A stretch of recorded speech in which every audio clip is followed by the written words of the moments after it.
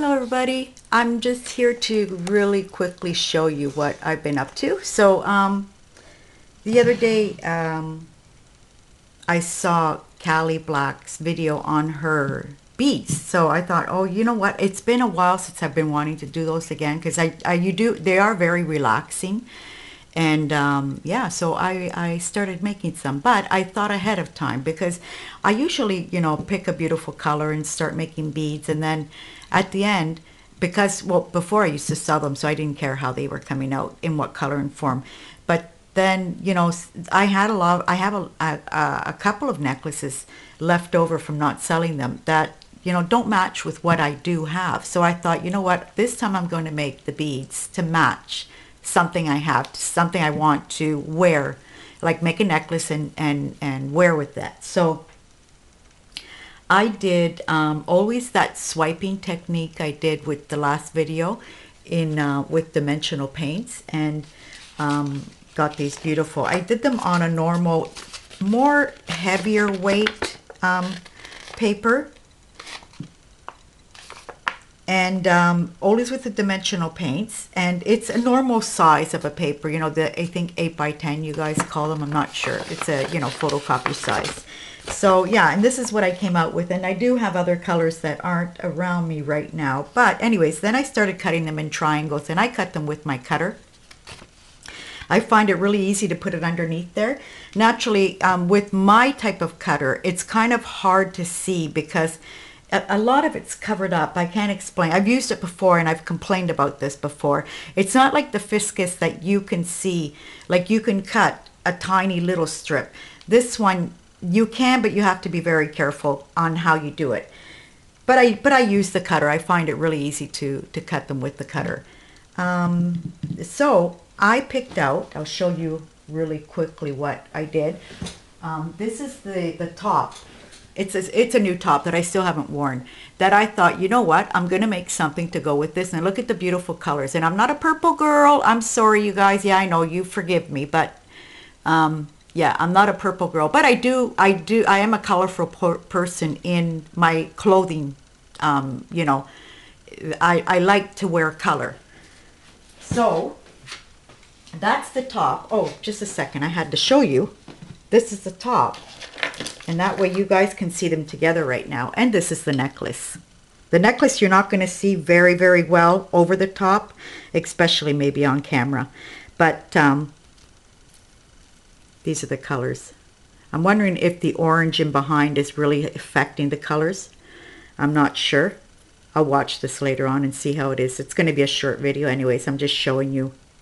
So what I do with my beads after I finish making them, first of all of these beads here, the ones that I did make, are, let me get rid of this so that way I can sit down, hang it up. I'll bring that back into my bedroom now. So what I did with my beads is, the width is that you can see what kind of width I cut them, but these are doubled up. I double up the strips to make a nice big fat bead. I've made saucer beads before. Actually, that's what I wanted to do, but they weren't turning out, so I ended up leaving it at that. But these are beads that are doubled up, and remember, my paper is thicker than a normal copy paper. It's a type of photocopy paper. I can't tell you exactly what it is. I know the mark is Fabriano because I've bought this paper over and over again. I really like it. It goes through the photocopy machine perfectly, and I just like working with it. I really like working with it. I even use it as bases for cards if I need to. So all the cards, I don't make very many cards, so So this is the necklace. I doubled them up. After I finished doubling them up, a lot of people use nail polish, a lot of people use varnish, and I have used it in the past, but what I really like doing is giving this big, thick finish, and this is what I use. Embossing powder. I put the bead. These are beads. And here you can notice I think you can notice which ones are done and which ones aren't. Like the ones that are done are much more vibrant in color. But anyways, I get the bead. Let me see which one I want to do. I'll do this one. I'll get the bead, and I like working with the sewing needle. To roll them, I use my bead roller because you're doubling up the sheets. And this is my bead roller here. And even the teeth are a bit widened as well too, because it was clogged up. I had used it for something and I clogged it up. But in cleaning it, I thought, you know what, I'm going to pull them apart just a touch, because it was hard to put the 2 pieces of paper at a time in here and then roll them up. But I widened it so that way the 2 pieces could go in at once. And I can manage it better on this, like, because they're stuck in there and then they're easy to come off. But yeah, because when you double them, it's even harder. So what I do is I grab a knitting needle after that. I put it in here. I'm not going to do it now, you guys. And I just roll it a few times. I dip it into the embossing powder, melt it down, dip it again, melt it down, and I'm done. That's it. Just 2 coats. If you put more than 2 coats, when it melts, it's going to start dripping. 2 coats is perfectly fine. You don't need to put, with this one here. Now, if you're using another type of clear embossing powder, you might want to put 3 coats if it's a normal, clear embossing powder. So yeah, that's what I do. And this is the necklace. Now, I'm not an expert who knows and sees close up what a terrible job I do. I'm hoping that this, it doesn't come apart on me when I'm out. After telling somebody I made it and it comes apart, they're really cute. I was thinking of making a bracelet too, but like I said, because when I was doing them to sell, I had a friend that was helping me, and she is much more expert on putting them together. So I was telling her, I would show her the combinations that I wanted to do, because I like mixing the paper beads with normal beads, and you have to see it with crystals. They're just beautiful. So I like doing these things. I like changing, the sizes of the balls and putting on these little bead caps that are really cute. These ones finished. I had just enough to do what's on the necklace here. Actually, I have a little bit more, but I didn't need them for the smaller ones here at the end. And, the length is what it is. It starts, let me see here. The beads start more or less, oh dear. Well, I don't know. I can measure it, but I wouldn't be able to tell you. I don't know how the bead, how the necklace sizes work either. This is more than 12, 13, 14 and a half folded. So that's pretty long. I can shorten it if I want to, but I don't want to because of judging the opening of that top, because it has a little slit in front. I think the measurement will be perfect. And that's it.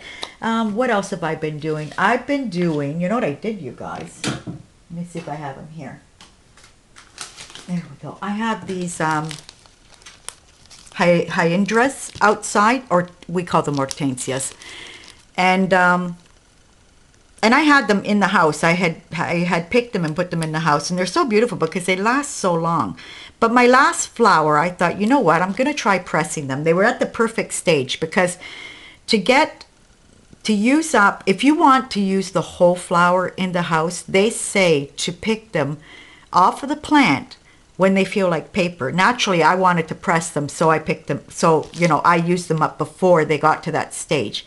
But if you want to use the whole flower, and they look beautiful on, your mantles, in Christmas decors as well too, they say to pick the flower off of the plant when the flower feels like paper, and they dry out perfectly. I've tried it, you guys, and it does work. These are pressed. So I'm in the future wanting to do a journal page out of these. Then I prepared a journal page, but this is for something else. It's not for this.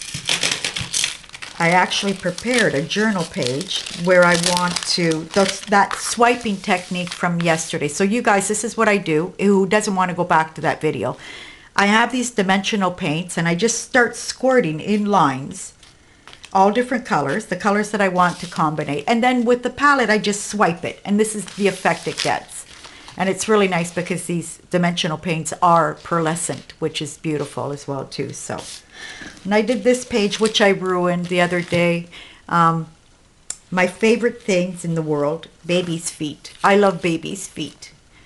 Right now, my little grandson is without shoes, and oh my goodness, I can't resist. And these are other two pages. I'm going to show everything in another, because I have much more. I've done some art prompts this month, so and I want to show them all at once. But these are ones that I did personally, and I am in love with this background. This background was so much fun.